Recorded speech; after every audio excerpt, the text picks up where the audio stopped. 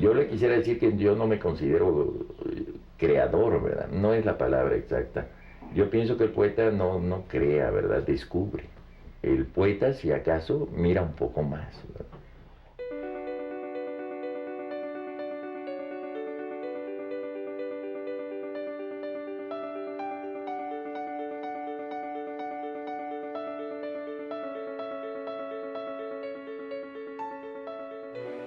Es uno de los más importantes poetas del siglo XX.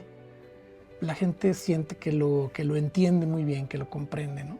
Fue y es un poeta telúrico, un poeta visceral, un poeta de entraña. Y Jaime tenía una particularidad. Cuando hablaba, era tan poeta como cuando escribía. Su obra forma parte ya del catálogo literario, cultural de este país. Conquistó lectores y escuchas de todas partes. Imponente físicamente, un hombre alto, daba la impresión de ser un hombre muy reservado, como sabio. Siempre tenía una anécdota que contar, siempre tenía algo que decir. Jaime Sabines probablemente sea el ser humano más vibrante y extraordinario que haya conocido en mi vida. Hola, viejo.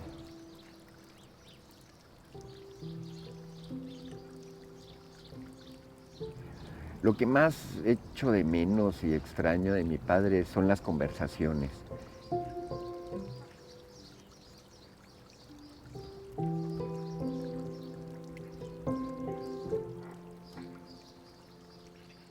Creo que la poesía es como una maldición o como una bendición humana que nos salva del diario morir. Es importantísima la historia de su padre, ¿no? El mayor Sabines. Julio Sabines fue un inmigrante libanés. Emigró siendo muy joven, un niño de 10 años. Que fue un hombre que de niño vino del Líbano. Junto con sus hermanos. La familia es de origen libanés. Y en esa época estaban bajo el poder de los turcos. Y los turcos habían integrado un ejército sumamente beligerante, sumamente guerrero. Entonces la familia tuvo miedo que los 3 pequeños hijos fueran enrolados al ejército y decidieron enviarlos fuera del país. Pues por cuestiones económicas no podía viajar toda la familia, es decir, padre, madre y los 3 hijos. Los padres llegan a Cuba y dejan a sus 3 hijos en Líbano a cargo del tío para que después los manden en barco. Así, un tiempo después, los ponen en un barco que iban a tardar meses en llegar a Cuba, y cuando llegan a la isla Martinica, los niños bajan del barco a curiosear en la ciudad. Por andar conociendo una de las islas, perdieron el barco y se quedaron sin nada y empezaron a buscar limosna. Y una señora rica los tomó bajo su cuidado, los alimentó, les consiguió pasaje. El próximo barco que llegaba, un mes y medio después, los embarcó. Y cuando suben al barco, el barco zarpa, se aleja unos metros. El cielo se oscureció y empezó la gran erupción del Mont Pelé, el Monte Pelado, que desapareció la isla. Toda la gente que había conocido los tres niños acabaron. Y el 99% de la población de Martinica muere. Vieron la destrucción de la isla, angustiados por la señora que había sido tan amable con ellos.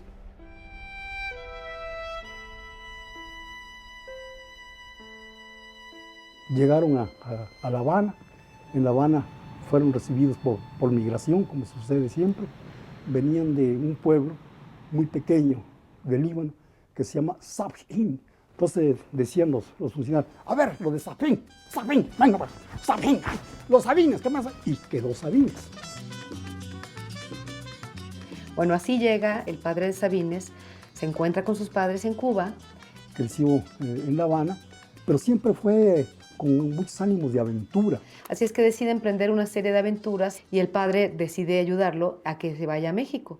Entonces le consigue los datos de un familiar con el que se va a vivir a Tabasco. Y en México encontró que había revolución, se afilió al ejército constitucionalista. Y como carrancista llegó a Chiapas con el grado de capitán. En Chiapas habría de ascender a mayor, el famoso mayor Sabines.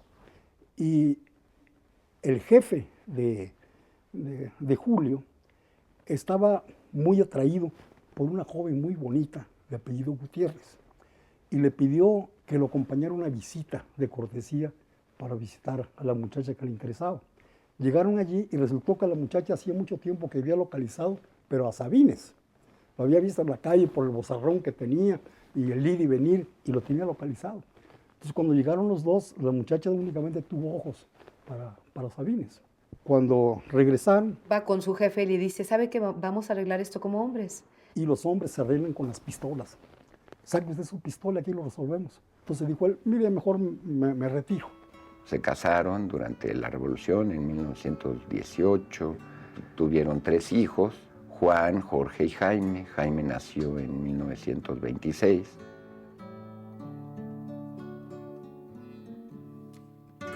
Cuando Sabines tiene 8 años, sus padres tienen una casa que le llaman el ranchito. Que a las 4 de la mañana levantaban a Juan, que era el mayor, para que ayudara a su padre.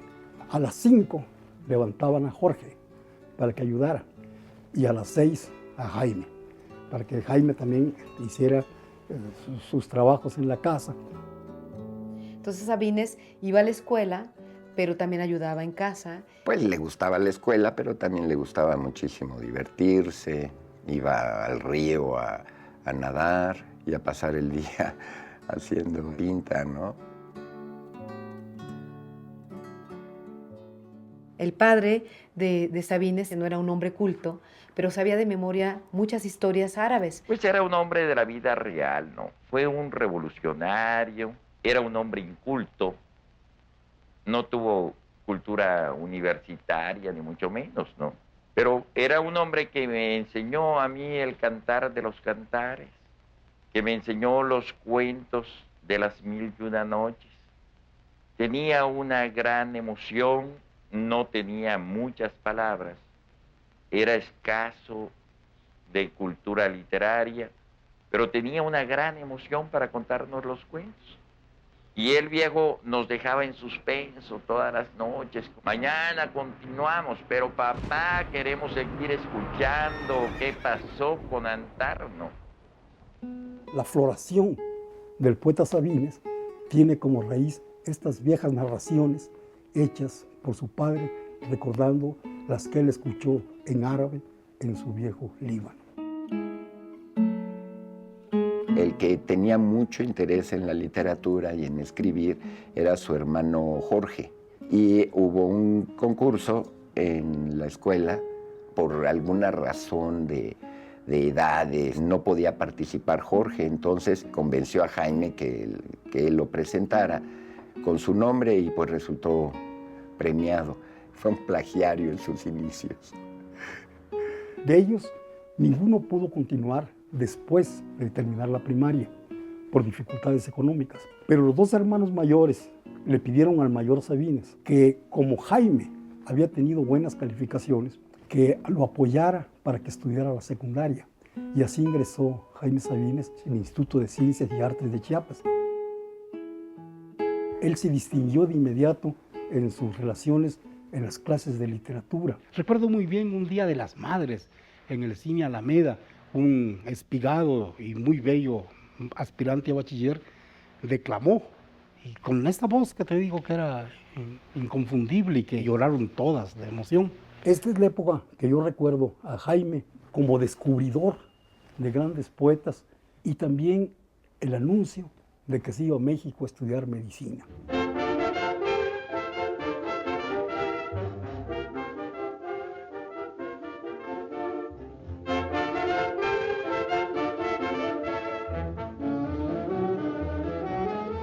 Yo viví en varios lugares de la Ciudad de México. Cuando fui a estudiar medicina, viví en las calles de Belisario Domínguez. Era un barrio, pues, del centro de la ciudad, barrio, en cierto sentido, un barrio pobre, ¿no? Él escogió esa carrera porque creía que eso era lo que querían sus padres. Y cuando llegó acá, se dio cuenta que en realidad no era su vocación. Y él estudió durante 2 años medicina, pero sufrió muchísimo. Imaginen ustedes un poeta, la sensibilidad de un poeta y tener que estar destazando cadáveres todo el tiempo. Odia la Ciudad de México, odia la hostilidad de la carrera de medicina. Ante la presión de las materias de la escuela, las clases de anatomía, empezó a profundizar aún más su búsqueda de poeta. Y es ahí donde él retoma la Biblia, donde ya la Biblia se convierte en su libro de cabecera. La influencia de la Biblia fue decisiva, no en el sentido formal de mi escritura, ¿no? Pero sí en mi formación espiritual, ¿no? Y donde dice que realmente ahí se convierte en poeta. Yo tuve muchas influencias a los 16, a los 17, a los 18, 19 años. Influencias marcadas dentro de mi vida hasta por semestres, ¿no? 6 meses totalmente nerudiano, 6 meses totalmente García Lorquiano, 6 meses con la influencia de Juan Ramón, con Alberti, con los poetas que en los años de 1950 se destacaban. Para salvarse un poco de esa soledad que él sentía, pues recurrió a la literatura y ahí encontró que la palabra podía expresar sus emociones y sus pensamientos mucho mejor que el bisturí, ¿no? Decía desde joven que el camino del poeta es la verdad. Es decir, que el poeta le corta el camino al filósofo. Mientras el filósofo va con el racionamiento, la lógica, el poeta con la intuición penetra las cosas, ¿no? Entonces un día regresa a su pueblo en unas vacaciones y cuando llega ahí se atreve a confesarle a su papá, a decirle, voy a terminar la carrera, pero voy a colgar el título porque yo nunca voy a ser médico. Y él le dijo, ¿y quién te dijo que estudiaras medicina? Y contra lo que él pensaba, el padre lo apoyó. Nadie te obligó a que estudiaras eso. Te dijimos que estudiaras, pero lo que tú quisieras. Entonces Sabines se va a su cuarto y dice que llora como una niña, porque dice, qué tonto, tantos años de sufrimiento.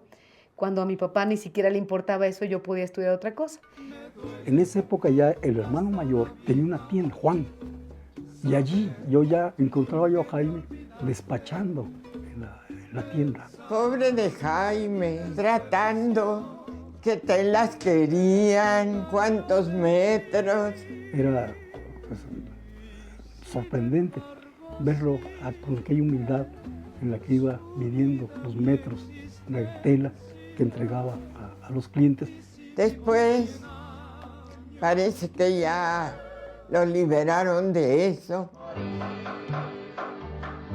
Cuando ya regresé a estudiar en Filosofía y Letras, vivía en las calles de Cuba. Te daba yo la dirección, Cuba 43, departamento 8. Era la calle de la Perdición. Mi departamento estaba frente al Teatro Lírico. Que no dormía por las noches, porque enfrente del lugar donde él vivía estaba un cabaret. Eran los danzones que subían hasta mi cuarto del tercer piso si Juárez no hubiera muerto y la cosa aquella, ¿no? Padrísimo. Todavía viviría. Y llegaba todavía, pues, como somnoliento a la facultad, pero ahí poco a poco se relacionó. Hace amistades con un grupo de escritores que van a ser muy importantes después. Pronto ya era amigo de todos. Y hacían reuniones en que empezábamos a escribir, ¿no? Llegaban Emilio Carballido, Fernando Salmerón, Chayo Castellanos. Conoce allí a una poeta chiapaneca. A Rosario Castellanos, que era su compañera, dice que era gran amiga de él, su confidente. Tenían, bueno, los dos eran chapanecos, compartían muchas experiencias y muchos textos, ¿no? También de vez en cuando se asomaba por ahí Juan Rulfo, Juan José Arreola.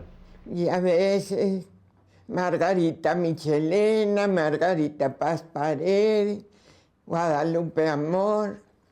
Y nos poníamos a leer cada quien lo suyo, ¿no? Que un acto de teatro, en el caso de los dramaturgos, un poema, un cuento, lo que sea.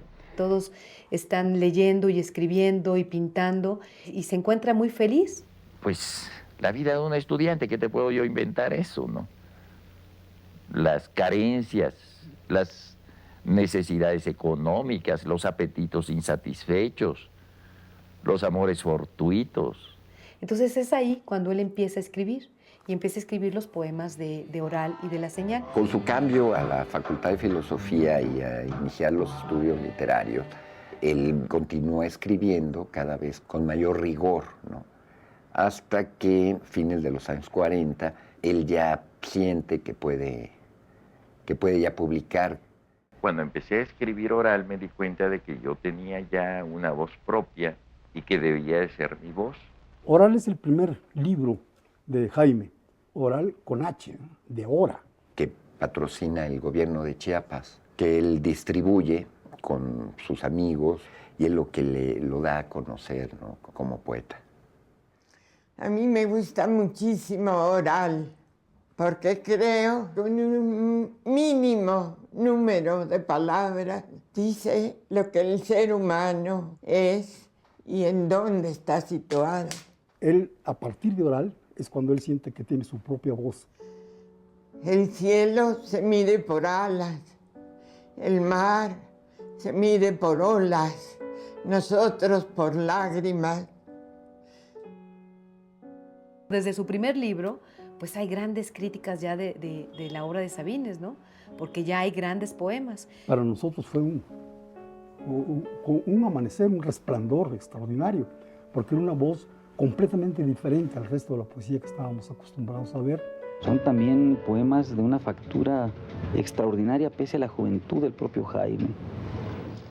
El amor es el silencio más fino, el más tembloroso, el más insoportable. Los amorosos buscan. Los amorosos son los que abandonan, son los que cambian, los que olvidan. Su corazón les dice que nunca han de encontrar, no encuentran, buscan.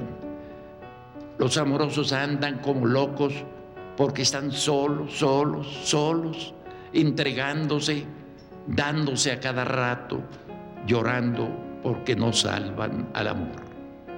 Tiene toda la frescura de un joven y es un canto al amor, un canto que es al mismo tiempo optimista y dramático.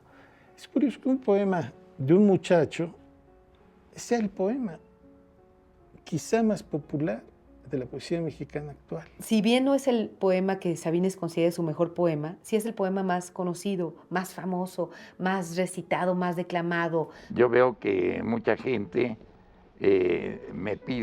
necesariamente me piden el poema de los amorosos en todos lados, ¿verdad? Los Amorosos tenía una vocación de himno desde que se escribió y luego desde que era una especie de joya que unos cuantos conocíamos, ¿no? Eso es un poema de amor que se lee o se dice de memoria entre los amantes. Él mismo amaba a los amorosos. Los amorosos se ponen a cantar entre labios una canción no aprendida y se van llorando, llorando la hermosa vida.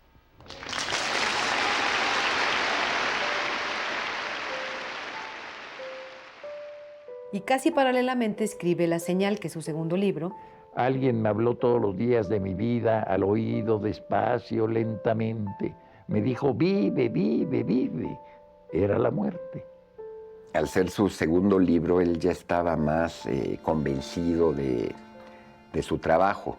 Ya se sentía más dueño de su emoción, de su expresión y de lo que quería comunicar. La cojita embarazada ahorita está en su balcón y yo creo que se alegra cantándose una canción. Cojita del pie derecho y también del corazón.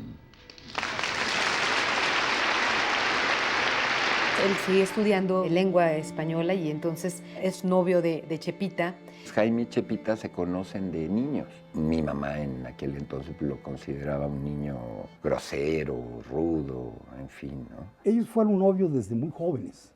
Pero son unos novios un poco atípicos porque a veces ella está en Chiapas y él está en México o al revés. Y con interrupciones volvía el noviazgo.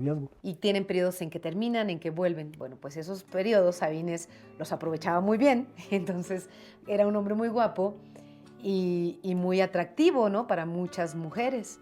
De ojos muy claros, rasgos muy finos. Era alto, delgado, muy esbelto. Era un coqueto y un enamoradizo tremendo. Le gustaba conocer muchachas. Entiendo perfectamente que una mujer se derritiera con él, puesto que yo también me derretía con él. Un gran contacto sentimental con las muchachas. Las muchachas lo admiraban mucho por su belleza. Pienso realmente que todos estamos tremendamente solos, que todos vivimos en una gran soledad y que la poesía como un gesto amoroso es un puente que tendremos entre una soledad y otra. Casi a punto de acabar la carrera, regresa a Chiapas porque su padre tiene un accidente. Fue a Tuxtla para estar cerca del padre. Sabines no regresa más a la Ciudad de México, no termina la universidad y decide casarse con Chepita. Se casan en mayo del 53 y se van a vivir a la parte trasera de la tienda de ropa. Empieza a trabajar en una de las tiendas de su hermano. Que fue un gran aprendizaje de humildad, mi estancia en la tienda de ropa, ¿no?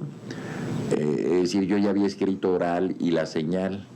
Me sentía yo ya un poeta, así una gran promesa para la literatura de México, me lo habían dicho en la prensa, en todos lados. Y de pronto me enfrento con la realidad. Y entonces el poeta famoso, el poeta que se sentía muy poeta, pues tenía que abrir una tienda, barrer la calle, vender manta, vender esto y lo otro para poder vivir. Y allí, sobre el mostrador de la tienda, Jaime, mientras medía, nos decía a nosotros con su voz perfecta: el poeta debe de ser libre, independiente, nunca sujeto de nadie, solamente las letras serán su sustento. 7 metros de cabeza de indio. Entonces, era un contraste siempre enorme, el gran poeta haciendo las cosas de todos los días. Entonces fue un aprendizaje de humildad. Ahí se me fue toda la vanidad esa que tienen los poetas jóvenes, ¿no? Pues yo me sentía humillado y ofendido por la vida. ¿Cómo era posible que yo estuviese en aquella actividad que es la más antipoética del mundo, ¿no? El comercio, ¿no? Al momento de llegar a cerrar la tienda, que se cerraba con unas cortinas de acero, nos invitaba a pasar a la trastienda. Jaime, con una gran generosidad, siempre nos daba, nos enseñaba no únicamente los hermosísimos poemas que estaba escribiendo en esos momentos, sino nos daba también una hermosísima botella de ron. Y ahí llegaban los poetas jóvenes y ahí hablábamos de poesía mientras se vendían las telas o las mantas. Jaime nos hacía el inmenso favor a nosotros, los adolescentes, de leernos el libro que estaba escribiendo en ese momento, que es Tarumba. Es uno de los poemas más importantes que se han escrito en México y que se han escrito en América Latina. Tarumba fue escrito en la tienda de ropa y entonces yo estaba renegando del mundo, renegando de la sociedad. Es una especie de canto narrativo de la rebeldía de un hombre que se enfrenta a la responsabilidad de una familia, ¿no? De un matrimonio y del hijo que viene. No es que yo estuviera contento ni plácido aplaudiendo los acontecimientos, pero yo creo que la vida, eso que llaman felicidad, no es más que un acuerdo de uno consigo mismo. Tarumba, que debo decir que ese siempre me gustó, porque me parecía uno de esos libros raros. No la entendía totalmente, me reía mucho con mis amigas que decían: Tarumba, quiero orinar a la luz de la luna. Un poema difícil, quizá el poema más difícil de Sabines, porque es un poema muy del hombre frente a la vida y frente al dolor, ¿no? Pero más tarde lo seguí leyendo y fui apreciando ese poema que en su momento es de una gran audacia, de una vanguardia. De hecho, dice que ese se lo manda a Rosario Castellanos y a Fernando Salmerón y le dicen que no entendieron nada, ¿no? Que qué egoísta es él porque está escribiendo eso. Y dice Sabines, pues, aunque ustedes digan eso, ese es mi mejor poema y va a ser el mejor poema. Entonces dice que solamente Pedro Garfias, un escritor español que llega a su tienda, le dice, oiga, vengo a felicitarlo porque yo solo vine aquí a Tuxtla a conocer a Sabines, que ha escrito Tarumba, y lo quiero felicitar porque usted ha hecho un gran poema. Entonces Sabines, eso me comprobó que era un gran poema, ¿no? El conjunto que es Tarumba, por su ambición, porque es un poema unitario, por toda la congoja, la angustia que tiene el poema, es también una de las cumbres de la poesía mexicana.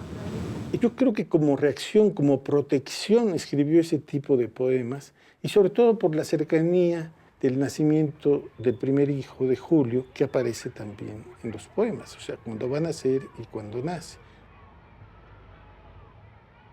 Bueno, nosotros somos 4. El mayor soy yo, Julio, después vienen Judith, Julieta y Jazmín. Con mis hermanas él siempre fue muy cariñoso, las trató pues con consideraciones especiales y con mucho cariño, ¿no?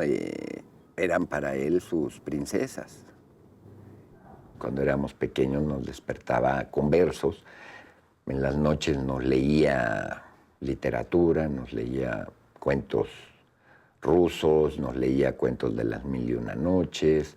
Nosotros nos dimos cuenta de que era escritor porque en la parte de atrás de la casa donde vivíamos había un cuarto que llamábamos la biblioteca. Pero la curiosidad infantil nos llevaba a jugar ahí hasta que encontramos uno que tenía de autor a Jaime Sabines, ¿no? Entonces le preguntamos, oye, papá, ¿y esto qué es? Ah, es un libro. ¿Y tú eres el autor? Pues sí. ¿Qué dije ahí? Jaime. No, pues sí. ¿Y de qué trata? Pues léelo. El poema se da muchas veces gratuitamente, ¿no? Es como un don o como una cosa que crece dentro de nosotros, que sale, que aflora. En varias ocasiones me ha tocado descubrir que el poema no ha sido construido, no ha sido elaborado, sino entregado gratuitamente, ¿no? Sabines no corregía mucho, ¿sí? Casi nada. Poca gente nace con ese talento tan rotundo, ¿no? Y es notable cómo Jaime entra al poema casi directamente, casi nunca tiene correcciones posteriores. No es que yo escriba sin corregir, es que mis cuadernos, yo escribo siempre en unas libretas grandes, ¿no? Pues tienen pocas tachaduras, pocas enmendaduras, porque yo corrijo simultáneamente al acto de escribir, es decir, mentalmente. En el momento de llevar la pluma al papel, estoy corrigiendo ya en ese instante, ¿no? El hecho de que casi no corrigiera sus poemas no quiere decir que fuera complaciente. Tenía un don de que de pronto salía un poema de un tirón y si no salía, estaba fuera. En realidad, yo te podría decir que la poesía es un suceso, un acontecimiento, una ocurrencia de todos los días. La magia de Sabines es que de las frases hechas, él siempre da una pequeña variación y logra un milagro de verso. Sabines maneja una técnica propia, la ha hecho muy suya. Justamente no se nota incluso la técnica, esa es la gracia de un verdadero poeta, que la técnica parezca subyacente, que no se note el esfuerzo de construcción, como no se nota en el caso de Sabines. Creo que no hay gran poesía sin gran técnica, ¿no? Nada más que en mi caso, y creo que en el caso de cualquier otro que más o menos se considere buen poeta, la técnica debe de pasar inadvertida, totalmente desapercibida, ¿no? Por eso mucha gente se confunden y creen que es nada más un trabajo de espontaneidad y de fluidez. Él escribía los poemas de una sentada, o mejor dice, de una acostada, porque él escribía acostado. Entonces teníamos conversaciones del tipo de, ¿ya lo viste? Sí. ¿Qué está haciendo? Está acostado. ¿Y qué más? Pues está viendo la pared. ¿Y qué más? ¿No? Y pues era eso, ¿no? ¿Qué está haciendo? viendo a la pared. Es decir, yo creo que el poeta, antes que nada, tiene la obligación de hablar de lo inmediato, de sus vivencias reales, ¿no? Toda la vida no puede transcurrir en un solo carril uniforme, rutinario, ¿no? Como yo le decía al principio, Jaime tenía un amor extraordinario también para su familia, especialmente para su papá. Cuando murió, para él fue una pérdida tremenda. Cuando muere el padre del poeta, él sufre de una manera enorme, ¿no? Él pierde a la persona que más amaba. Mientras los niños crecen, tú con todos los muertos, poco a poco te acabas. Yo te he ido mirando a través de las noches, por encima del mármol, en tu pequeña casa. El poema del Mayor Sabines es una cosa muy dolorosa, ¿no? Surgió exactamente en el preciso momento, coincidiendo simultáneamente con la enfermedad y la muerte de mi padre. Los primeros poemas fueron escritos precisamente cuando mi padre salía del sanatorio. Sabines escribe esa primera parte del poema del padre, tiene un dolor tremendo. Todo el poema se hizo con llanto, ¿no? Con sangre. Es un poema del que no me gusta hablar. Es tan fácil decirte, Padre mío, y es tan difícil encontrarte larva de Dios, semilla de esperanza. Entonces pasan unos años en que él no escribe nada y no puede escribir nada porque cada que escribe viene otra vez la muerte. Y entonces él no quiere más escribir de la muerte. Y tiene una vez una reunión con Alberto Gironella y Gironella le enseña un libro sobre la muerte. Y Sabines le dice, es que no he vuelto a escribir. Dice, pues es que tienes ahí el tema de la muerte. Es que tienes que sacarlo, es que tienes que hablar de él, porque no te va a dejar hacer otra cosa hasta que no lo saques. Y es a partir de ahí que él empieza con la segunda parte de la muerte del Mayor Sabines, ¿no? Y después de 3 años en que hice intentos de evadirme, un día me enfrenté y escribí la segunda parte en el curso de un mes. Es un poema entrañable. Es un poema en el que se plantea no solo la desaparición de un ser humano, sino la soledad, el reflejo que da la desaparición del ser humano en su conciencia. Es un poema escrito con mucha emoción. Es el poema más emotivo que escribió Sabines. No solamente creo que sea la obra cumbre de este poeta, sino una de las obras cumbres de la poesía mexicana de todos los tiempos. Pero años después, 4 años y medio después, muere mi madre. Entonces yo no le quise hacer otro poema del Mayor Sabines a Doña Luz, ¿no? Quise hacer un poema de ternura y de amor. Y en los primeros meses me quedé callado, porque me iba a salir, me saldría la misma violencia del poema del Mayor Sabines. Entonces dije, si quiero hacer un poema de ternura, debo de educarme a mí mismo, debo de callar la impotencia, la blasfemia, la rebeldía ante la muerte, hasta que intenté hacer el poema de Doña Luz, un poema sencillo, fácil, como un pétalo, ¿no? Yo le quería dar un ramo de rosas a Doña Luz con el poema. La casa me protege del frío nocturno, del sol del mediodía, de los árboles derribados, del viento de los huracanes, de las acechanzas del rayo, de los ríos desbordados, de los hombres y de las fieras. Pero la casa no me protege de la muerte.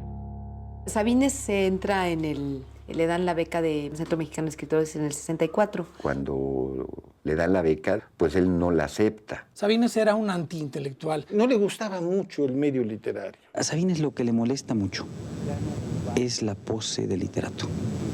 Pero quienes lo convencen son precisamente Rulfo y Efraín, para que la acepte, que no significa coartarle su libertad, etcétera, ¿no? Entonces él acepta un poco a regañadientes y un poco pues agradecido también por sus amigos, ¿no? Quizá esta anécdota ejemplifique un poco la actitud de Sabines, ¿no? Con los intelectuales. Es una reunión alrededor del Centro Mexicano de Escritores Y en esa reunión, bueno, pues está Arreola, está Rulfo, está Elizondo, está Carlos Fuentes y está Sabines y otros escritores por ahí, ¿no?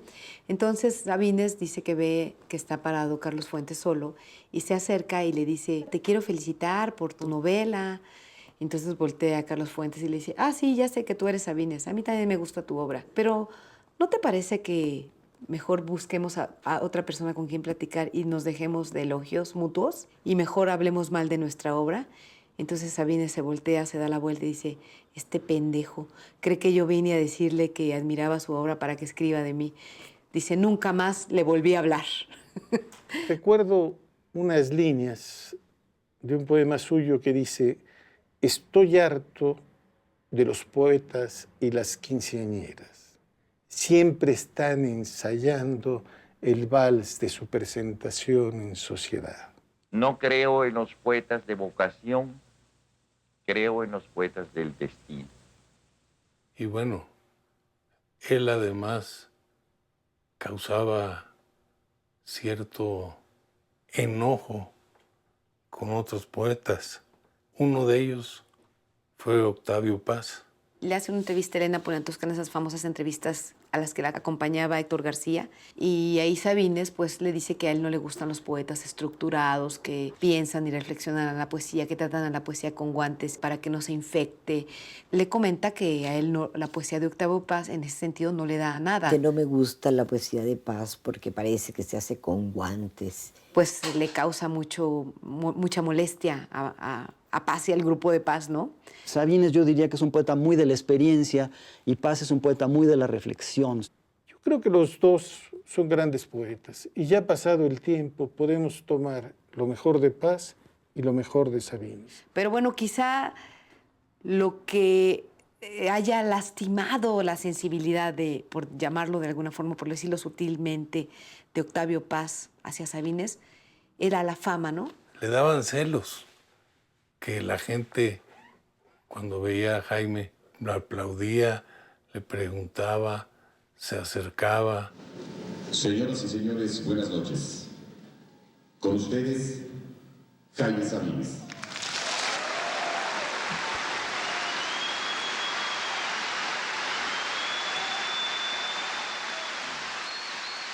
Yo creo que la demostración, digamos, de la gran popularidad, en el buen sentido, de Jaime Sabines fue aquella presencia en el Palacio de Bellas Artes. Yo quedé verdaderamente impresionado.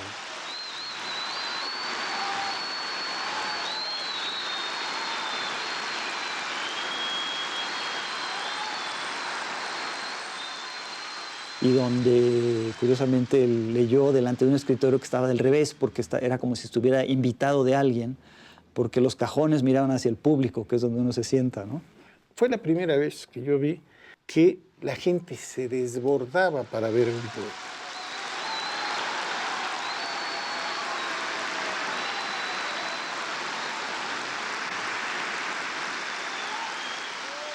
Y la gente no podía entrar, se quedaron mares de gentes fuera. Estos son aplausos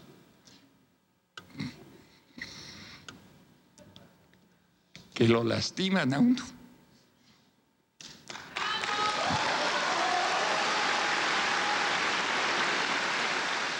Y por primera vez también yo oía el grito de poeta, poeta. A mí no me gustan mucho los homenajes, no, en realidad no, porque como que te vuelven de piedra, ¿no? Porque te ponen, ay, sí, Jaime Sabines, gran poeta, y entonces como que te empiezan a construir una estatua, ¿verdad? Bueno, Jaime pasó una época verdaderamente terrible. La última década de Sabines, que vive enfermo. Fui a visitar a su cuñada y al salir había un pequeño escalón de 7, 8 centímetros que no notó.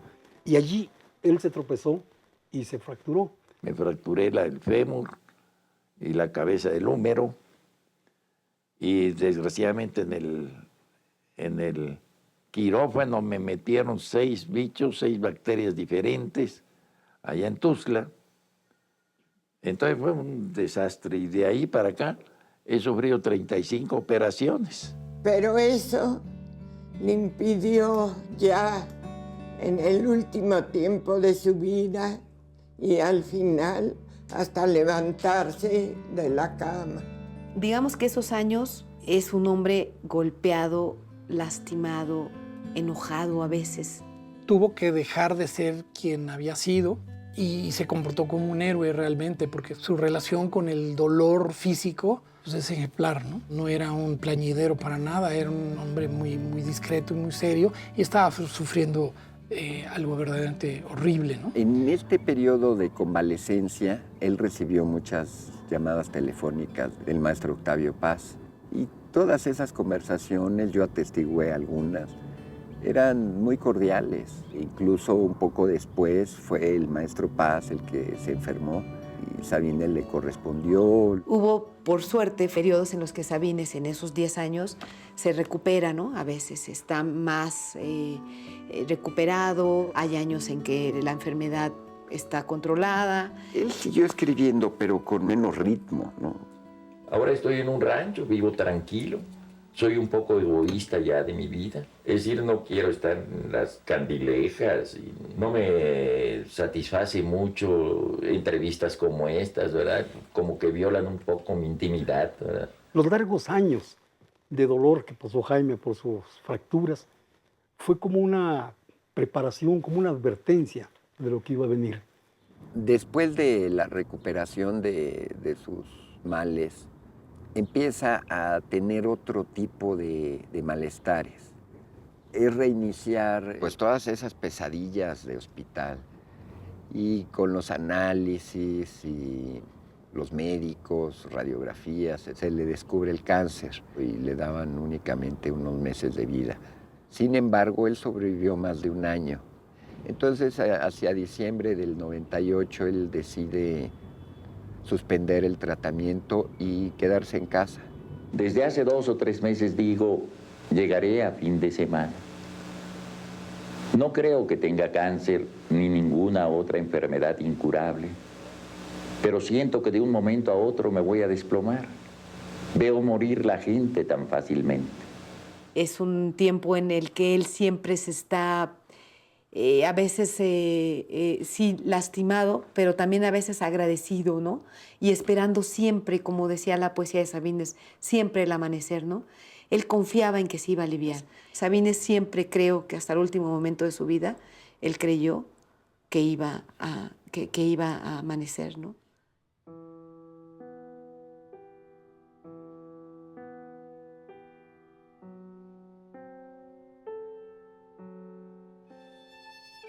Él muere como pues por la mañana, el 19 de marzo, ¿no? Dicen que muere tranquilo. Y se fue apagando hasta que una mañana se apagó por completo. Llegué a su casa a verlo y me dijo Julio, su hijo, ya. No me digas. Ya. Muere en la primavera, que es la primavera también la temporada del año en la que él nace. Él nació un 25 de marzo, estaba a punto de cumplir 73 años. Fue una muerte que no nos tomó de sorpresa. En cierta forma, todos los que amamos a Jaime Sabines sabíamos que el tiempo se estaba acercando. Pero aún así, el día que llegó el momento del fallecimiento fue un día sumamente triste para todos nosotros. Pues por fin murió y todos, bueno, especialmente yo que tengo 90 años, creo que lo que más me duele es haber perdido a mis amigos. La verdad para mí fue un dolor tremendo, ¿no? Era la pérdida pues de un maestro, de un regalo de la vida como periodista y también la alegría de haber podido estar con un personaje tan importante, ¿no? Sí, Jaime está en mi memoria, cómo lo conocí, como conviví con él en la facultad y en los lugares donde nos reuníamos. Y a él creo que cada uno de los que estuvimos en esa época y todavía vive, lo recordarán como una gente extraordinaria. Yo solo tengo agradecimiento por mi padre, por lo que me dio. Casi todo lo que soy se lo debo a él. Es un poeta, una fuerza desatada de la naturaleza, yo diría, en la literatura, ¿no? Pienso que la obra de Jaime Sabines es una obra importante en el marco general de la literatura del siglo XX en México y, bueno, de nuestra lengua en general. Creo que es un poeta único, ¿no? Como los grandes poetas, ¿no? Como lo fue Neruda o como los grandes escritores, ¿no? Como lo fue Joyce. Que este camino que Jaime empezó a caminar con tal firmeza no se cierre. A él le hubiera gustado mucho que se leyeran sus poemas sin que supieran quién lo había escrito, ¿no? Que el autor desapareciera, pero que el poema sobreviviera. Y ojalá que su obra sobreviva. Una vez te dije y lo repito, tú, Jaime, eres un poeta que nace una vez cada 500 años. Dentro de 500 años, cuando nadie recuerde a los pequeños hombres que hoy son importantes en México, dos jóvenes amantes tomados de la mano entrarán en una librería a comprar tu libro y serás tan joven como ellos. La poesía es un acto gratuito, es un misterio tremendo, al que hemos pesquisado, al que hemos buscado durante años de nuestra juventud, en ese encuentro tremendo de las palabras con el misterio de la vida.